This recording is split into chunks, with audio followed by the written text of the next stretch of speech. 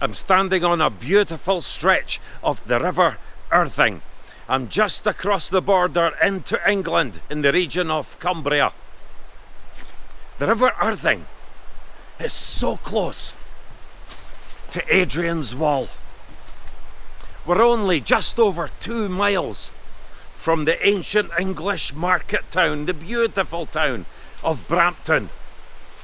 And I've come here today to look at an establishment that was built in the year 1169. And for the next 400 years, this place, amongst others, would live in terror from the raids of the Scots. This place would also write itself into the history books as one of the prime medieval chroniclers. Later, it would become a royal residence in 1306 and 1307 for none other than Longshanks himself, King Edward I of England.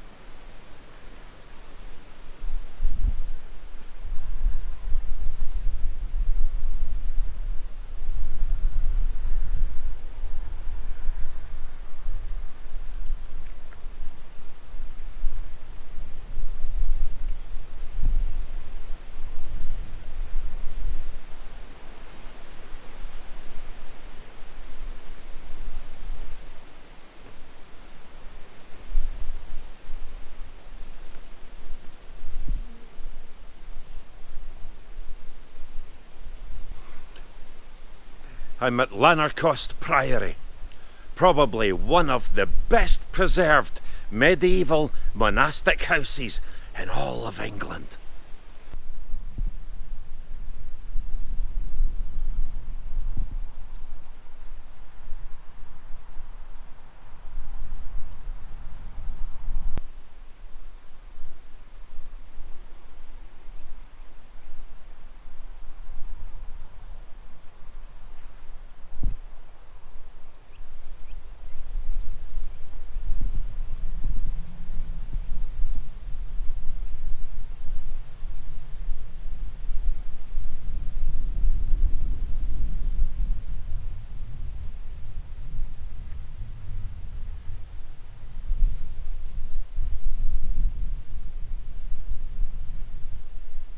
This beautiful piece of stone here since the 1200s.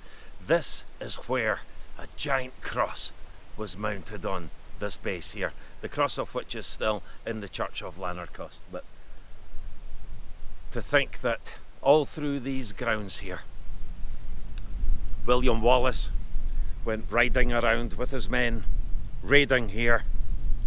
Robert the Bruce had come here and did many things according to the chroniclers. But it's a great feeling just to walk this ground that is literally seeping with history.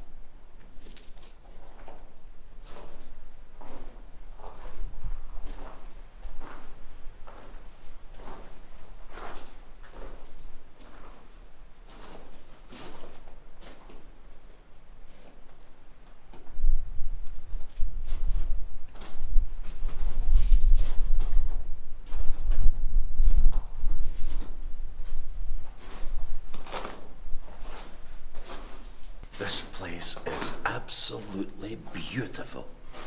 And even although Lanercost was a very large place, but even although many of the outer buildings are now only mere foundations, what remains here is beautiful. That this is exceptionally old. This is 1200s people. And most of this would have been used as a storeroom. But just walking through here, walking through the cloisters, where it's said that King Edward I took his exercise there when he was ill, is simply mind-boggling. But to walk in a place like this, to gaze at this rudimentary but beautifully carved roof and these pillars, you really are stepping into the past. You really are. This is absolutely beautiful. It's been years since I have been here, many years. Last time I was here, I made some film, and I have them on tape somewhere with a camcorder. So things have moved on technologically for a little bit, but to capture this and see it again is... It's just great. It really is. It has real presence, and it gives you a real sense of place.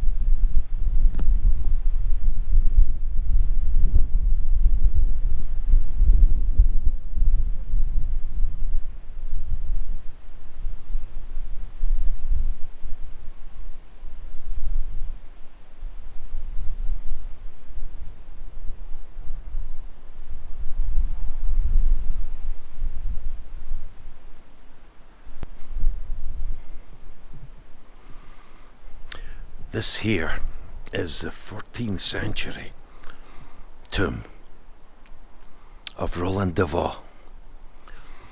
The de Vaux family came over with William the Conqueror, and they were given the lands of Gilsland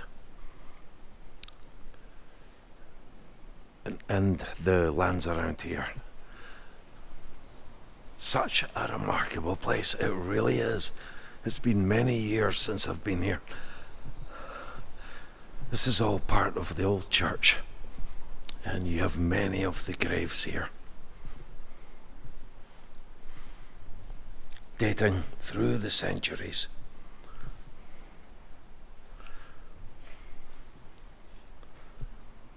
How grand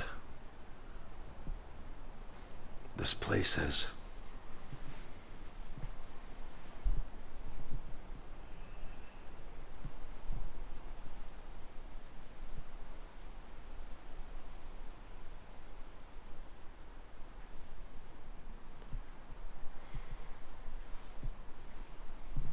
Of course, war has no sentiments for beauty.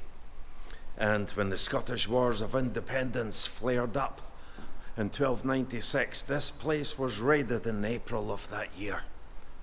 But the following year, William Wallace would come after the Battle of Stirling Bridge, as we headed into winter.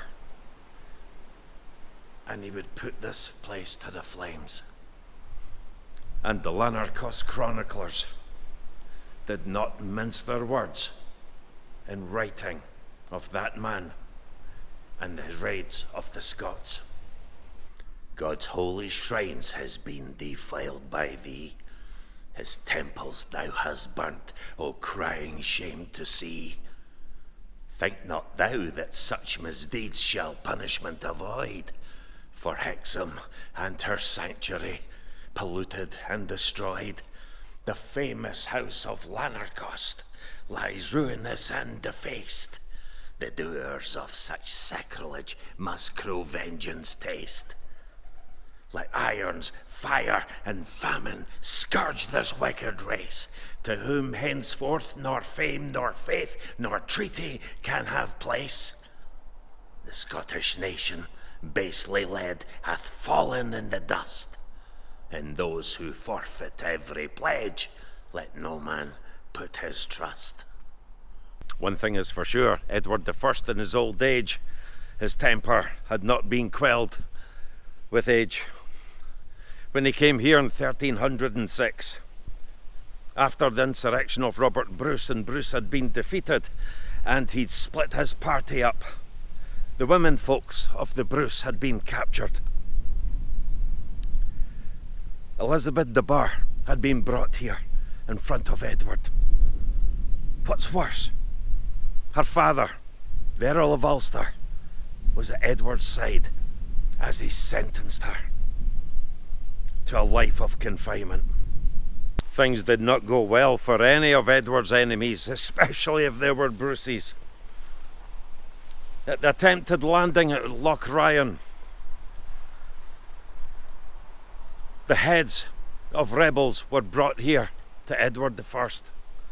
But the two Bruce brothers, Thomas and Alexander, were brought here before Edward. I can imagine how that meeting went. He would have known them. Were they defiant in the face of Edward? Or were they solemn, inconsolate, knowing what was in store for them? In any case, Edward had them taken a short distance from here, some 15 miles or so, to Carlisle, where they suffered a traitor's death. Edward wasn't going to last much longer. He would walk the cloisters and the grounds here for daily exercise, but he was failing badly. They set up accommodation, they built a chamber for him. He came with something like 200 of an entourage, as well as his army. But when that determined man finally left here on a litter, it must have been a welcome sight for the Priory, much of that pressure off.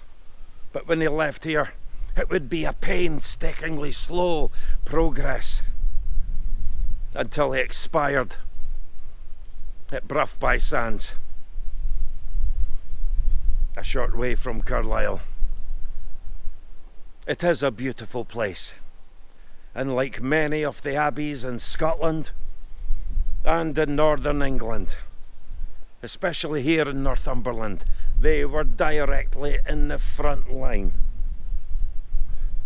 of raids and attacks. Walking these beautiful grounds now, it's quite easy to see, for me, especially when William Wallace came here with his men and set up camp around the place. Lanercost complained furiously about this man Wallace, but they never had anything to say about Robert the Bruce that was good either.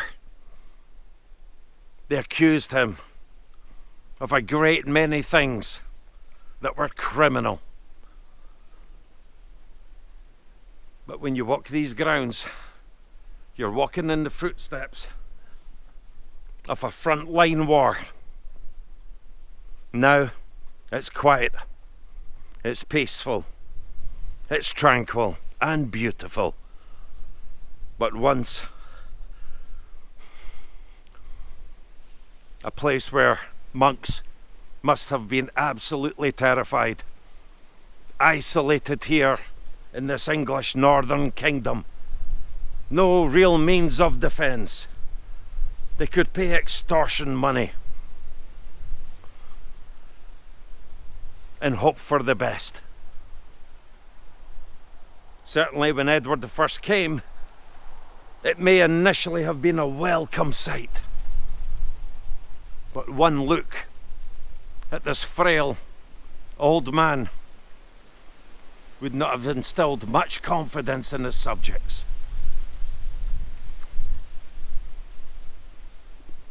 A new era was about to begin when Longshanks would leave here and breathe his last. Kingship, the country under King Edward II, and an enemy as potent as the Bruce, and an enemy who had every reason for revenge for his brothers, for the women folks of his family, for all the losses that he had incurred through the war. This place endured around 400 years of terror.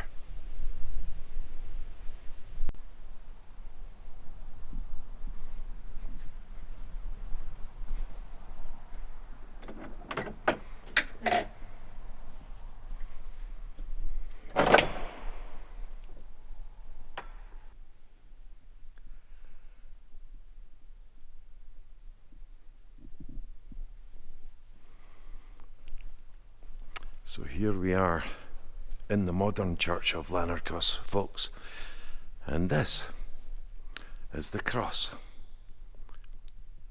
that stood on the mount outside the grounds. That is one old piece of stone.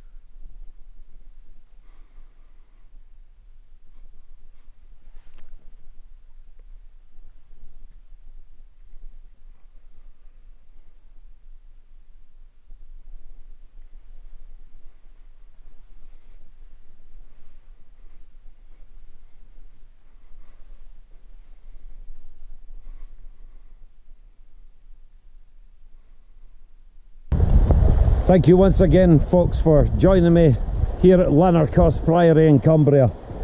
It's beautiful to get back here, and after so many years, and I'm actually down here on a regular basis in Cumbria, and there are some places that I would love to investigate, explore and bring to you. As always, thank you for watching. Please like, comment, I would love to hear from you. Above all, subscribe. I think I'll stay down here for a couple of hours. This is a beautiful stretch of the river, and just walk the river Irthing with my dog. See you next time.